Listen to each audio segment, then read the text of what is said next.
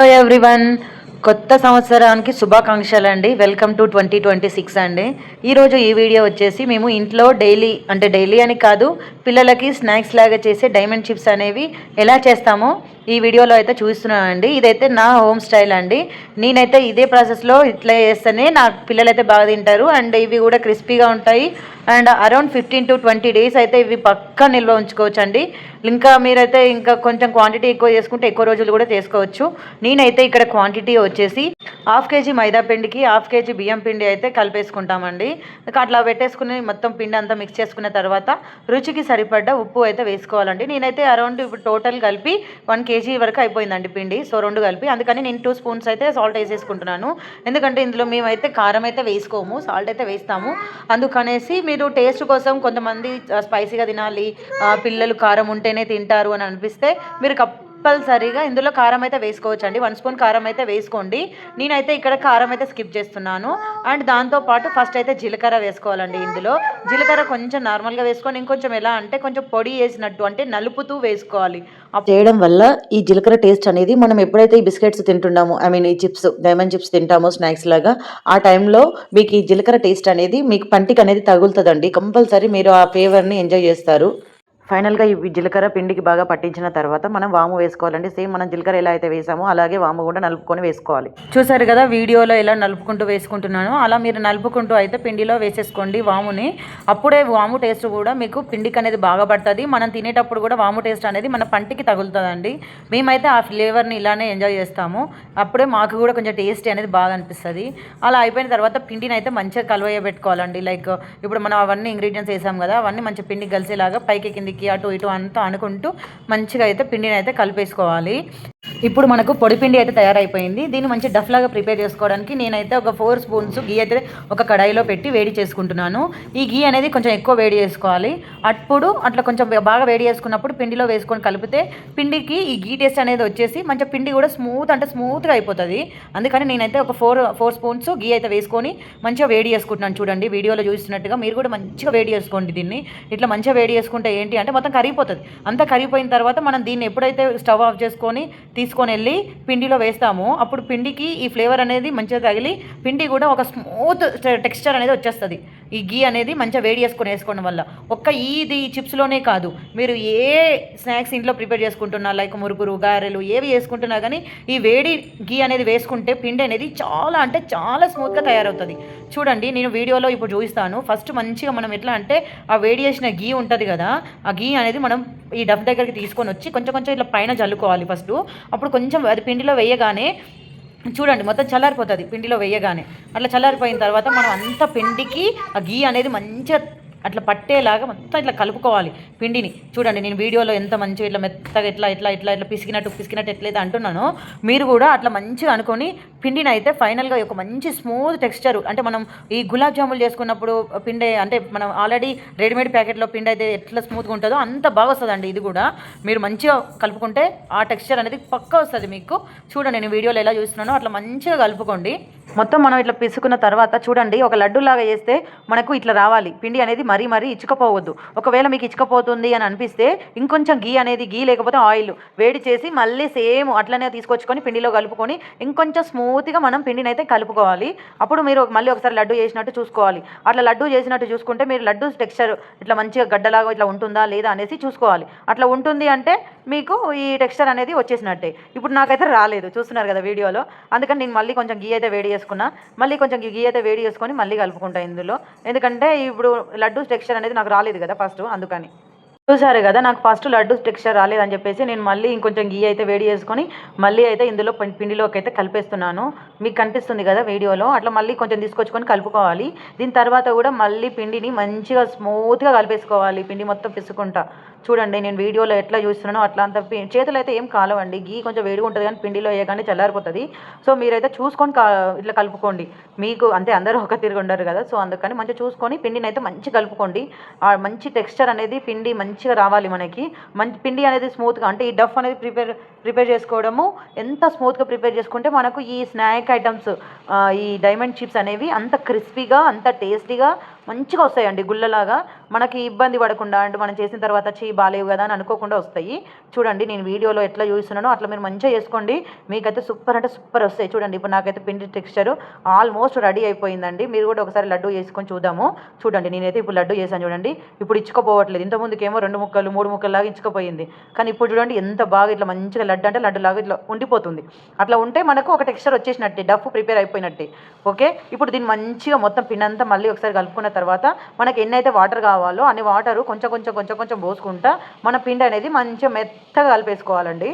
చూస్తున్నారు కదా వీడియోలో చూపించినట్టుగా కొంచెం కొంచెం వాటర్ అయితే మనము పోసుకుంటూ పిండి అనేది మంచిగా మెత్తగా ఒక డఫ్ లాగా వచ్చేలాగా మస్తు పిసుకుంటూ కలుపుకోవాలండి. ఎందుకంటే పిండి అనేది సరిగ్గా కలపకపోతే చపాతీలు అనేవి ఇచ్చుకపోతాయి అండ్ ఈ క్రిస్పీగా రావండి ఈ మనకు చిప్స్ కూడా. సో మనమైతే పిండి మంచిగా పిసుకోవాలండి. స్నాక్స్కి మనం ఎట్లయితే పిండి ప్రిపేర్ చేసుకుంటామో డఫ్ అట్లా ప్రిపేర్ చేసుకోవాలి. చూసారు కదా డఫ్ అనేది మనకు ఒక 50% అయితే ప్రిపేర్ అయిపోయిందండి. ఇట్లే నేను వీడియోలో చూస్తున్నట్టుగా మీకు ఎంత క్వాంటిటీ ఉంటే అంత క్వాంటిటీ అండి. నేనైతే 50% 1 kg తీసుకున్నాను. మీరైతే ఇంకా ఎక్కువ క్వాంటిటీ 5 kgs 10 kgs తీసుకున్న వాళ్ళైనా సరే సేమ్ కొలతలండి. వాటర్ కూడా ఇట్లనే వేసుకుంటే మంచిగా పిసుకోవాలి. ఏంటంటే పిండి ఒక్కసారి మంచిగా కలిపి పెట్టుకొని మంచిగా పిసుకొని పెట్టుకున్నాం అనుకోండి, ఇంకా మీరు మంచిగా చిప్స్ అయితే ఎన్నంటే అన్నీ ఎంత క్రిస్పీ అంటే అంత క్రిస్పీగా వస్తాయి, మంచిగా చేసుకోవచ్చు. ఓకే, చూడండి ముద్దలాగా అయిపోయింది. డఫ్ ఆల్మోస్ట్ 90% అయితే రెడీ అయిపోయింది. ఫైనల్గా మనము మంచిగా మెత్త చేసుకొని దీన్ని ఎట్లా అంటే ఒక ముద్దలాగా వేసేసుకొని దీనిపైన ఒక మంచి మూత అయితే పెట్టేసుకోవాలండి. అట్లా మూత పెట్టుకొని ఒక 10 to 15 minutes అయితే వదిలేసేయాలి. ఓకే, చూసారు కదా నేనైతే 15 minutes తర్వాత మళ్ళీ మూత అయితే తీసేస్తున్నాను. మూత తీసిన తర్వాత కూడా పిండి అనేది మళ్ళీ ఒకసారి మంచిగా అంతా కలిసేలాగా మళ్ళీ మంచిగా ఫస్ట్ నుండి అయితే ఎట్లా పిసుకుంటున్నామో అట్లా బాగా కచ్చిరి పిచ్చిరి ఇట్లా మంచిగా పిసుకోవాలండి.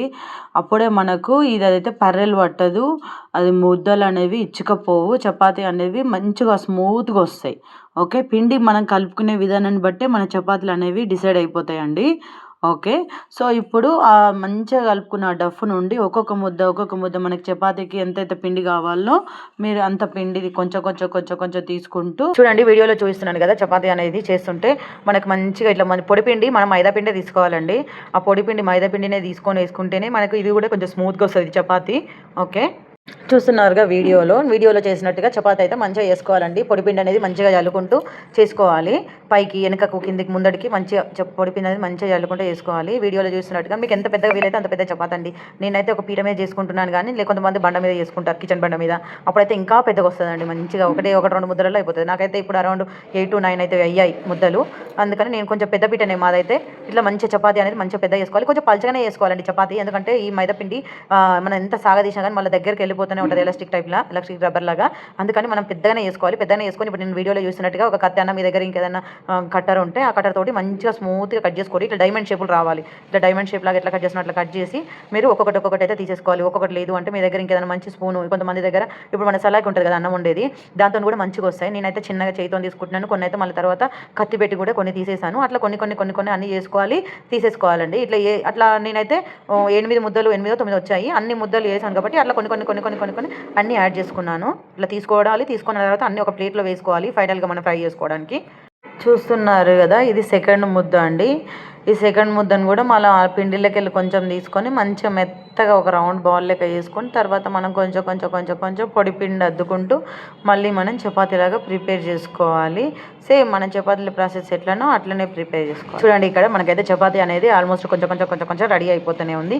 ఒక ఫస్ట్ టైం కొంచెం టెన్షన్ నర్వస్ లాగా అనిపిస్తుంది, కానీ చేస్తుంటే చాలా ఈజీ అనిపిస్తుంది అండి మనకి ఈ డైమండ్ చిప్స్ చేసుకునే ప్రాసెస్ అనేది. సో చూడండి వీడియోలో చూసినట్టుగా నేను మళ్ళీ 2వ చపాతీ అయితే చేసేసుకున్నాను. అట్లా మంచిగా ఎంత సన్నగా ఎంత పల్చగా వీలైతే అంత పల్చగా అయితే చేసుకోండి. చేసుకున్న తర్వాత సేమ్ ఇంత ముందుకు వీడియోలో చూపించినట్టుగానే మంచిగా మీకు ఎంత స్మూత్గా సన్నగా రావాలండి అంత సన్నగా చేసుకోవాలి మనం చపాతీ. ఇట్లా సన్నగా చేసుకున్న తర్వాత చూడండి మళ్ళీ కత్తి తీసుకొని మళ్ళీ సేమ్ డైమండ్ షేప్ లాగా వచ్చేలాగా మనం ఇవన్నీ కట్ చేసుకొని మళ్ళీ అన్నీ తీసుకొని మళ్ళీ ఇంత ముందుకు ఒక ప్లేట్లో ఎట్లా వేసుకున్నామో అట్లా అన్ని ప్లేట్లలో వేసేసుకోవాలి. ఇవన్నీ తీసుకుపోయి మళ్ళీ సేమ్ ప్లేట్లో వేసుకోవాలి. ఇవి ఏం అతుక్కోవండి, ఎందుకంటే మనం పొడిపిండి అనేది వేస్తున్నాం కదా, అందుకని ఒకదానికొకటైతే ఏం అతుక్కోవు. ఒకవేళ అతుక్కున్నా కానీ ప్లేట్లో అతుక్కున్నట్టు అనిపిస్తాయి, కానీ మనం ఆయిల్లో వేయగానే మళ్ళీ మొత్తం అవన్నీ మంచిగా పైకి లేస్తాయండి. ఇవైతే 3వ చపాతీ అండి. 3వ చపాతీ కట్ చేస్తున్నాను నేను ఇక్కడ వీడియోలో. ఇది కూడా సేమ్ అండి, అంటే మొత్తం చపాతీ చేసే ప్రాసెస్ అంతా అయితే స్కిప్ చేసేసాను. ఇక్కడ ఒక జస్ట్ కట్ చేసుకునేది చూపిస్తున్నాను. సేమ్ మనకు ఇంకొకటి ఏంటి అంటే చేస్తుంటే పిండి అనేది పొడిబారిపోయినట్టు అయిపోతుంది. చపాతీలు అనేవి మంచిగా వస్తాయి దెబ్బ దెబ్బ అతుక్కోకుండా. అప్పుడు మనం ఇంకా తొందరగా కట్ చేసుకోవచ్చు, కానీ చూసుకోవాలండి. ఎందుకంటే కొన్ని ఇచ్చుకపోతాయి, లాస్ట్ కొనలైతే ఎట్లాగో ఇచ్చుకపోతాయి. బట్ మిడిల్లో ఉన్నవన్నా డైమండ్ షేప్ వచ్చేలాగా మనం చూసి కట్ చేసుకోవాలండి.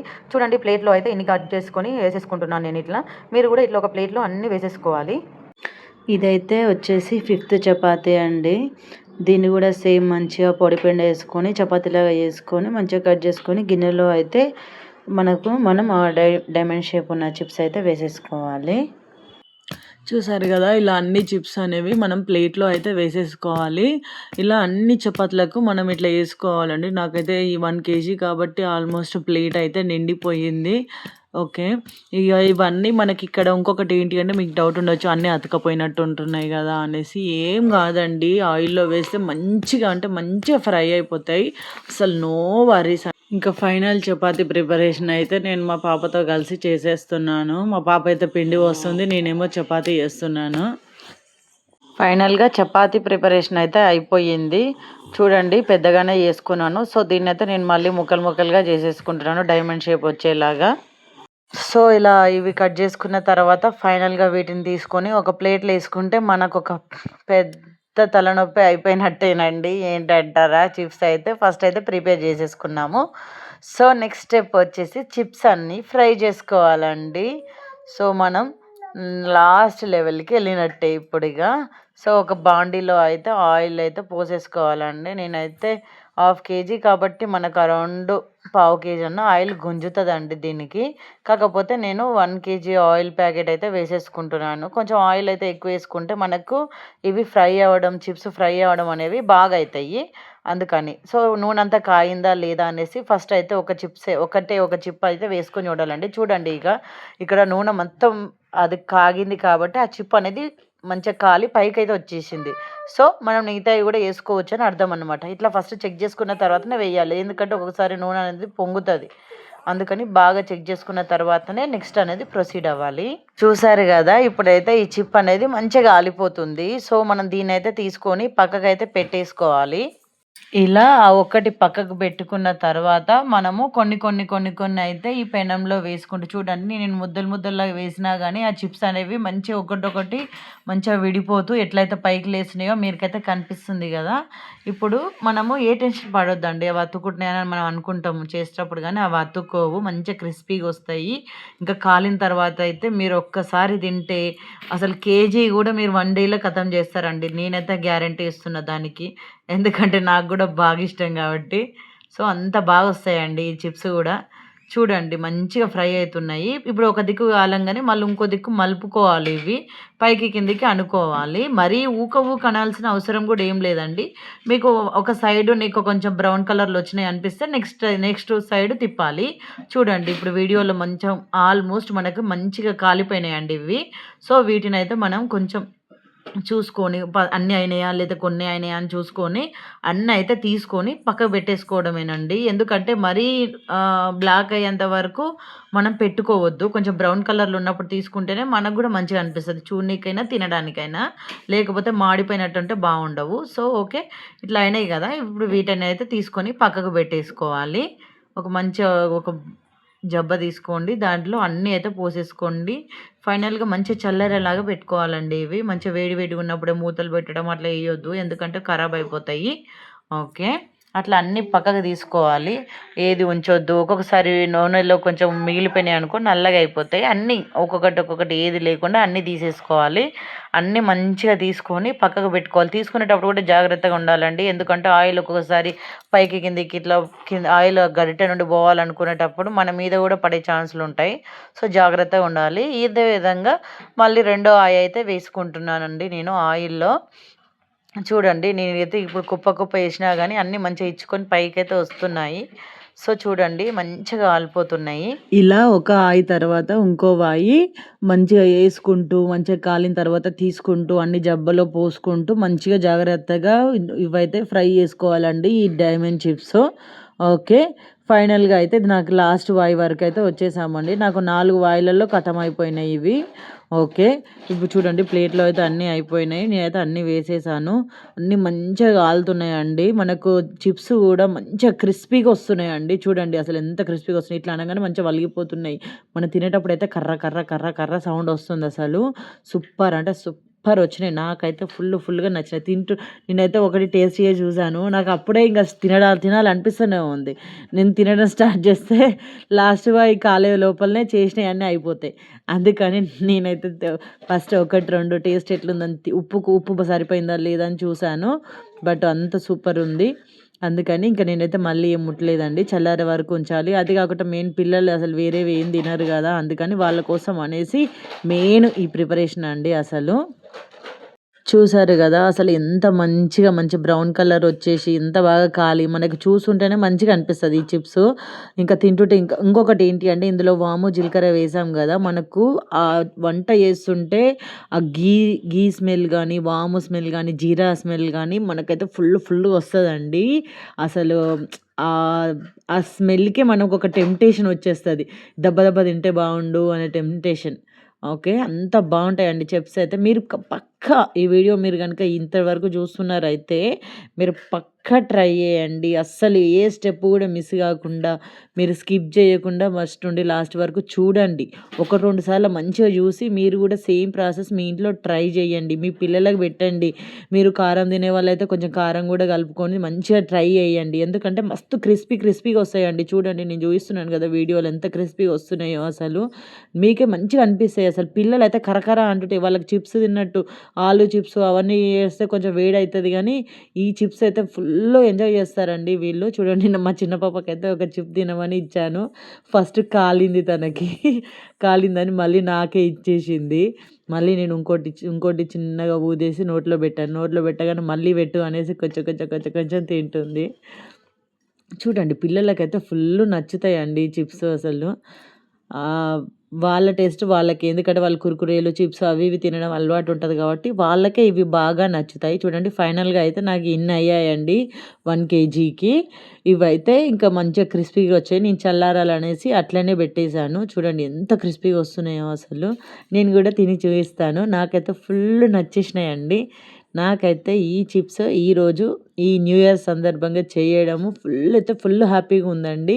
నేనైతే ఫుల్ ఎంజాయ్ చేస్తున్నాను. అండ్ మా పిల్లలు కూడా మంచిగా తినడం అయితే అప్పుడే స్టార్ట్ చేసేసారు. ఓకే. మీరు కూడా మీ ఇంట్లో ఈ ప్రాసెస్ ట్రై చేయండి. మీకెలా వచ్చిందో కమెంట్ చేయండి. మీకేమైనా డౌట్స్ ఉంటే కూడా ఖచ్చితంగా కమెంట్ చేయండి. అండ్ అందరికీ మరొక్కసారి నూతన సంవత్సర శుభాకాంక్షలండి. కొత్త సంవత్సరానికైతే మనం అడుగు పెట్టేసాము 2026లోకి. కొత్త సంవత్సరం స్పెషల్ కొత్త చిప్స్ అనమాట మాకు ఈరోజు. ఓకే. సబ్స్క్రైబ్ చేసుకొని కామెంట్ చేసేసేయండి. బాయ్.